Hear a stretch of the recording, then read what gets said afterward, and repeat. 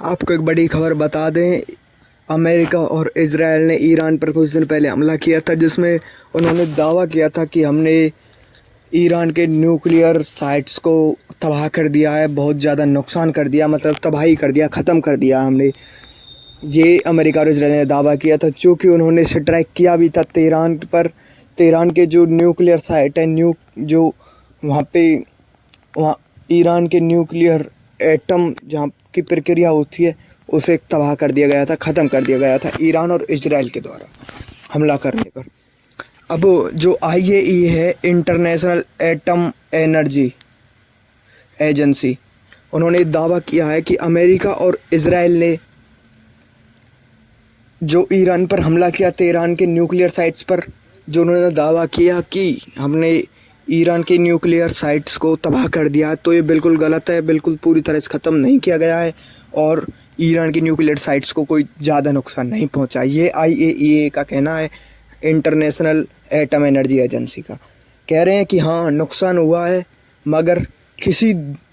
मगर देश की जो ताकत है उसे पूरी तरह से ख़त्म नहीं किया जा सकता। ये IAEA के चीफ ने मीडिया के सामने कहा, और कहा कि अगले कुछ महीनों के बाद ही ईरान अपनी एटम न्यूक्लियर बॉम्ब बनाने की प्रक्रिया शुरू करेगा।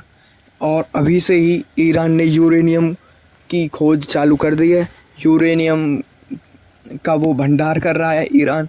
इसके बाद न्यूक्लियर बॉम्ब बनाने की प्रक्रिया शुरू करेगा। ये IAEA का कहना है, जो इंटरनेशनल एटम एनर्जी एजेंसी होती है, ये उन्होंने कहा है।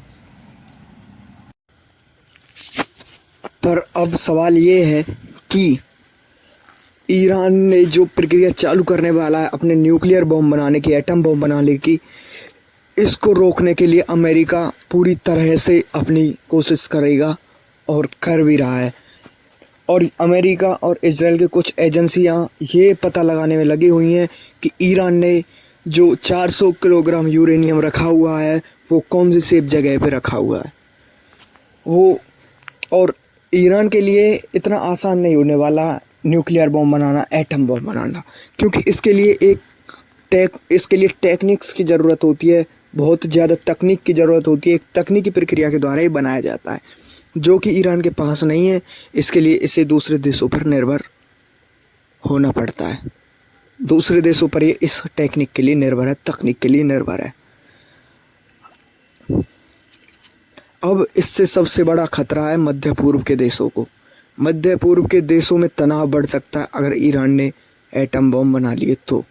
और ईरान के पास ऐसी मिसाइलें हैं जो 2000 किलोमीटर की रेंज तक इजराइल में जाकर उन पर हमला कर सकती हैं एटम बम करने के बाद, जो कि ये अमेरिका और इजराइल के लिए काफ़ी खतरनाक साबित होने वाला है। इसलिए अमेरिका और इजराइल जुटे हुए हैं इस प्रक्रिया को नष्ट करने में, जिससे कि ईरान ना बना पाए एटम बम। अमेरिका और इजराइल को खतरा चढ़ा हुआ है इस खबर को सुनकर, जो कि IAEA ने अपना बयान दिया। इंटरनेशनल एटम एनर्जी एजेंसी ने जो बयान दिया, इसको लेकर अमेरिका और इजराइल पूरे सदमे में है और पूरी कोशिश कर रहे हैं इसको रोकने की, ईरान को रोकने की, कि ये न्यूक्लियर बम ना बना पाए।